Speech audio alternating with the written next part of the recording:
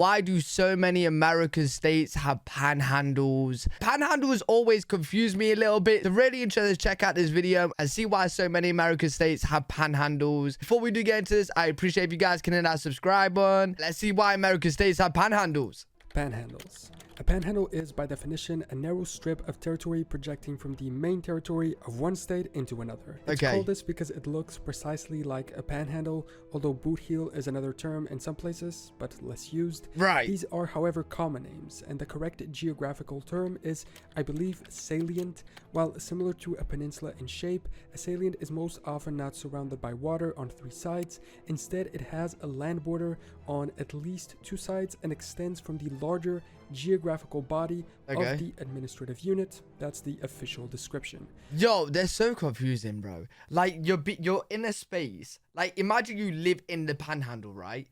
And surrounding you is just like a totally different area. You know what I mean? Because like countries have them as well, bro. It's weird. A few countries across the world have them within their borders. Namibia, for instance, has one whose origin is in its German and British colonial past. Argentina has a tiny one, Misiones. India has one too, with the Seven Sister States, the largest panhandle in the world. Oh, wow. And then we have the US. Some people call Alaska the panhandle of the US.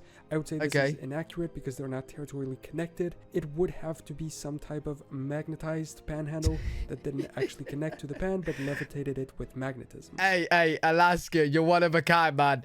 You're the new edition of panhandles. You're the magnetic version. But anyway. You could also consider Florida a panhandle in its entirety, but it's a peninsula, and like we saw just now, those are different things. Yeah, no, I wouldn't say having an official panhandle as a country, the internal states of I would say Florida's a panhandle because it's just water around it. The US do, in some cases, have them. In this video, we're going to learn which they are and understand why they exist. Okay. Teach me. Let me learn about pans and handles. While some strips of land sometimes look like panhandles, not all of them are. They need to follow the official definition to be categorized as such. Utah has a narrow protrusion in its northwest, but it's not officially a panhandle. South New York as well. So which are the official panhandles of US states? There are 10 of them in total in 9 different states. One of them has 2. Texas with its northern panhandle, West Virginia with this narrow strip of land that is sandwiched in between Ohio and... Yo, I say this every time, bro, but is it just me? But when I look at West Virginia, it looks like a chicken, bro. We got a chicken leg here in the body. Like, bro, I just can't unsee it ever. That is sandwiched in between Ohio and Pennsylvania, and its eastern panhandle as well, towards Maryland and Washington, D.C. Alaska with this narrow coastline within Canada. Florida, perhaps one of the most famous panhandles within the U.S. It's the part of northern Florida that isn't in the peninsula. Connecticut, which also has a panhandle, pretty much only by definition. It's so small that it doesn't really look like one. Idaho in the northern part of the state. That's Nebraska a big pan. In this western area.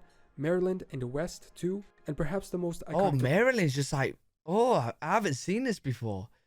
Maryland is just like all broken up. Look at this. It looks like someone created a state and then other states around it just took bites out of it, bro. Oklahoma with this tiny horizontal strip of land. Oh, that's a proper pan. Actually above Texas's own panhandle. That's a proper pan. It's also interesting to point out that out of these 10 panhandles, 4 of them exist together in groups of 2. Oklahoma's and Texas's panhandles are connected. The same thing happens with West Virginia's eastern panhandle and Maryland's western one. So now that we've learned which US states have panhandles and what those look like, let's learn why they exist. Surely most people will agree that they don't really look good on a map, and it would be much easier to just add it to a neighboring state for it to look cleaner. Yo, I think they actually look pretty cool, right? It brings like more life, more interesting to look at on the map. You know what I'm saying? But what confuses me is like, let's say you're living right here. The most confusing thing is like, yeah, you're in the state of West Virginia, but if you're right here, bro, surrounding you, like your neighbor's neighbor, you know what I'm saying? Just your surrounding area is not going to be that state. Do you know what I'm saying? That's the most confusing thing. Furthermore, so many US states have straight lines as borders, so why are these exceptions? Let's find out. Starting with the ones I find most interesting, first Oklahoma. Oklahoma's panhandle was previously called No Man's Land or the Public Land Strip. In short, their panhandle can be traced back to Texas' admission to the Union and the complexities of slavery policies at the time. Texas, joining after the Missouri Compromise of 1820, had to cut off its northern territories to align with the compromise's latitude restrictions on slave states. The Missouri Compromise stated that no slave states could exist above the 36-degree latitude line. It was a decision of either letting go of part of their land or to become a free state, so they... Wait. If that's true, then how are these? The red is slave states, right? How are these all? But they're above the line, bro. Huh? Dropped the land. Kansas, on the other hand, set its southern boundary at the 37-degree line, and so this 34-mile wide no man's land was left in between, belonging to no one for 40 years and then joining Oklahoma. Next, since it's nearby, Texas. Texas's panhandle is a result of its unique border formation during the Republic of Texas area following the conclusion of the Mexican-American War. Prior to joining the United States, they claimed a large territory, previously Mexican, extending northward into what is today New Mexico, Oklahoma, Kansas, and Colorado. Subsequent negotiations, including the Compromise of 1850, determined the state's final boundaries and had Texas let go of that land, leaving them with a northern panhandle that's so large you wouldn't really notice it. Funnily enough, if they had kept the land they originally wanted, the panhandle alone is probably half of the UK. they would still have a panhandle stretching through Colorado and Wyoming. Moving on to Florida, its panhandle was at one point separate, existing as Western Florida. I have a full video about this coming up.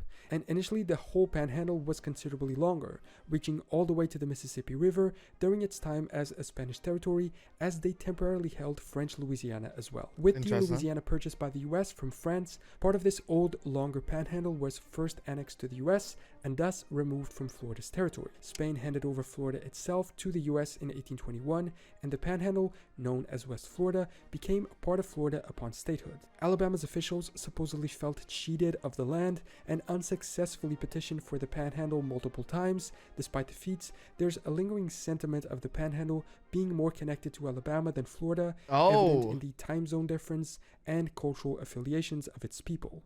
Let's travel to Alaska now. The panhandle is here, like we saw, this long, narrow strip of land next to Canada. The capital of the state, Juneau, is actually located there. In addition, the region is the center of Alaska's timber industry and a major fishing area. Isn't there a place in Alaska where there's a community that's in America, right? Alaska, and for them to go to school, they have to travel through Canada to go to school. Bro, that's so trippy, dude. To go to school, you gotta go on the school bus and go through Canada. You gotta go through borders, dude. Country borders. Belonging to Alaska goes back to colonial disputes between Russia and Great Britain. Alaska was initially a Russian colony, and this strip of land was first populated by Russian explorers and whalers, with British and American settlers arriving later. In 1825, the Russian and British governments signed a treaty that set the southern border approximately where it is today. However, it did not establish a firm eastern boundary, and this led to panhandle potential. When the US bought Alaska from Russia, it included the panhandle. Later disputes and surveys took place, and eventually it was settled like this. In summary, it exists because the Russians beat the British to it, and the British never bothered to set a firm border there during colonial times. Idaho's panhandle is a vertical one, which sets it apart from most on this list a little. Idaho was once a much larger region as the Idaho Territory, which included some of Montana and most of Wyoming. The panhandle seems to come from the loss... Wait, hold on. I'm lost. It took me... Bro, I was looking for Idaho, and it took... I ain't gonna lie. For the whole of those 20 seconds, I was trying to find it on the map, but I couldn't find it, bro. A little. Idaho was once a much larger region as the Idaho Territory, which included some of Montana and most of Wyoming. Oh, it was massive. Seems to come from the loss of that extra territory, which was taken away with the creation of Montana and Washington. Wait, what happened? Wait. It was massive, dude. Although they could have just split it between them since the Panhandle is in between both states. Right. But I guess that their desired eastern and western borders, respectively, didn't meet. Then West Virginia with its two panhandles. First, the eastern one, Chicken legs. belonging to the state, is connected with the secession from Virginia altogether. They claimed it at the time because it was the site of a strategic armory imported for the internal conflict the country was fighting. West Virginia sided with the Union, which won the war, and so they got to keep it. While West Virginia's northern panhandle was created while Virginia was still united with it. Annexed to the state after the Revolutionary War, when Virginia's northern boundary was set along the Ohio River as an agreement to settle colonial disputes between them and Pennsylvania. The Panhandle became an industrial center of iron and steel in the late 1800s due to its prime location along the Ohio River. Connecticut's Panhandle is pretty much non-existing, but it is officially one, so I guess we have to mention it here. The Panhandle's history dates back to 1650.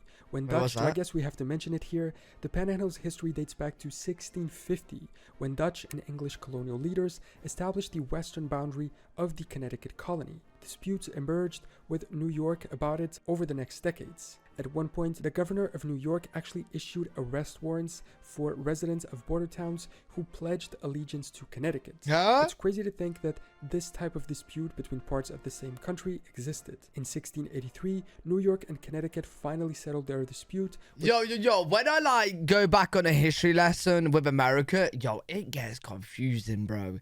Being alive in those times, bro. It would be confusing to where you are, what's going on, who's got what, you know what I mean? Like, just so much is happening, I feel like. With Connecticut receiving the land, it was the first of the nation's 10 panhandles to be shown on a map. Next is Nebraska, where the Panhandle is so big, it doesn't really look like one either. Yeah, sort of the opposite of Connecticut, and pretty much no one really knows why it's part of it. Some say it was what was left over after Colorado and South Dakota, as well as Wyoming, drew up their boundaries, so it naturally fell to Nebraska. What seems to be the actual reason is a little bit the opposite, though. Their territory extended further west, taken in part by the borders of those new states, and the Panhandle was all that was left.